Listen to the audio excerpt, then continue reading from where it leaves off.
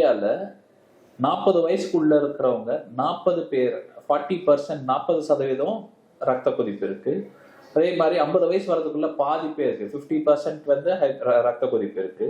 But பெரிய பிரச்சனை என்னன்னு பார்த்தீங்கன்னா, எத்தனை பேருக்கு நமக்கு ஹைப்பர் டென்ஷன் ரத்த கொதிப்பு இருக்குன்னு தெரியும்னு பார்த்தீங்கன்னா 20 to 30% தான். அதே மாதிரி எத்தனை பேருக்கு பிளட் ப்ரெஷர் அடிக்குவேட்டாக கண்ட்ரோலாக இருக்குன்னு பார்த்தீங்கன்னா ஒரு 10 to 20% தான். ஸோ ஒரு 70 to 80% ஆஃப் பிளட் ப்ரெஷர் வந்து இன்னும் சரியாக கண்ட்ரோல் ஆகாமலே இருக்கு. இது எதனால என்னன்னு பார்த்தீங்கன்னா, ஹைப்பர் டென்ஷன் ஒரு சைலண்ட் கில்லர்னு சொல்லுவோம்.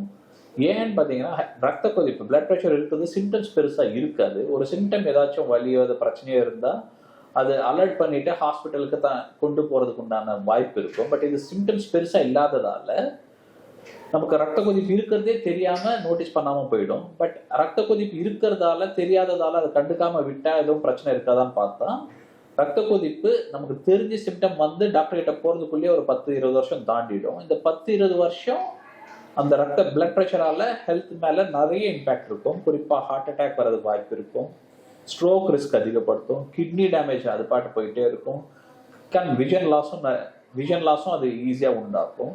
ஸோ இதனுடைய இந்த காம்ப்ளிகேஷன்ஸ் எல்லாமே நம்ம அர்லி ஸ்டேஜே அதை ஐடென்டிஃபை பண்ணிட்டு ரத்த கொதிப்பை கண்ட்ரோல் பண்ணிட்டு இதெல்லாம் வரதுக்கு தடுக்கலாம்.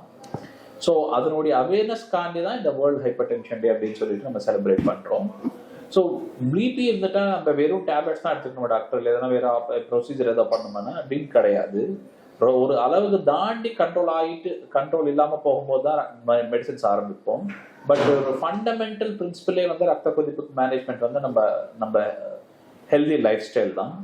அப்படின்னா ஹெல்த்தியாக சாப்பிட்றது, அடிக்குவேட்டாக தூங்குறது, ஸ்ட்ரெஸ் ஃப்ரீ லைஃப் கண்டக்ட் பண்ணுறது, மெயினாக எக்ஸசைஸ் பண்ணுறது. ஒரு 150 minutes ஒரு வாரத்தில் அட்லீஸ்ட் ஒரு டெய்லி ஒரு 15 to 30 minutes at least daily walk, treadmill, இல்லை சைக்கிளிங் பண்ணுறதோ, இல்லை ஸ்விம்மிங் பண்ணுறதோ, ஒரு உடற்பயிற்சியில் என்கேஜ் ஆகுறது.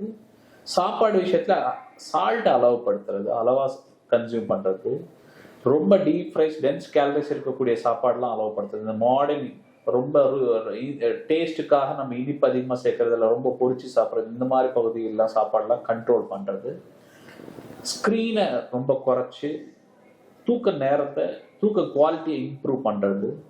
வெளியில் சன் எக்ஸ்போஜர், சூரியன் எக்ஸ்போஜர் அடிக்குவேட்டாக தேவைப்படுது. Plus adequate hydration, fruits and vegetables நிறைய சாப்பிட்டுட்டு இந்த லைஃப் ஸ்டைலை ஃபோக்கஸ் பண்ணாலே அர்லி ஸ்டேஜ் ஆஃப் பிளட் ப்ரெஷரை கண்ட்ரோல் பண்ணலாம், இல்லை பிளட் ப்ரெஷர் ரத்த கொதிப்பு வராமல் ரொம்ப காலத்துக்கு தடுக்கலாம். பட் எல்லாத்தோட முக்கியம் நமக்கு இருக்கா இல்லையான்னு சொல்லிட்டு நம்ம அவேர்னஸ் செக் பண்ணிக்கிறது ரொம்ப இம்பார்ட்டன்ட். ஸோ பீரியாடிக்காக ஹெல்த் செக்அப் பண்ணிக்கிறது இம்பார்ட்டன்ட்.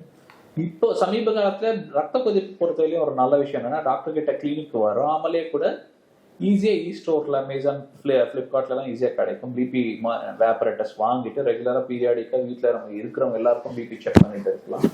அது ஒரு அளவுக்கு தாண்டி 140/90 தாண்டி ரெகுலராக கன்சிஸ்டண்ட்டாக இருக்குன்னு கண்டிப்பாக நமக்கு பிளட் ப்ரெஷர் இருக்குன்னு சொல்லிட்டு நம்மளை ஐடென்டிஃபை பண்ணிட்டு அதை கண்ட்ரோல் பண்ணுறதுக்கு என்ன பண்ணணும், அந்த ரத்த கொதிப்பால் வரக்கூடிய காம்ப்ளிகேஷன்ஸை தடுக்கிறதுக்கு என்ன பண்ணணும்னு சொல்லிட்டு ஃபிசிஷியன் அப்ரோச் பண்ண வேண்டிய நெசசிட்டி அவசியமாக இருக்குது.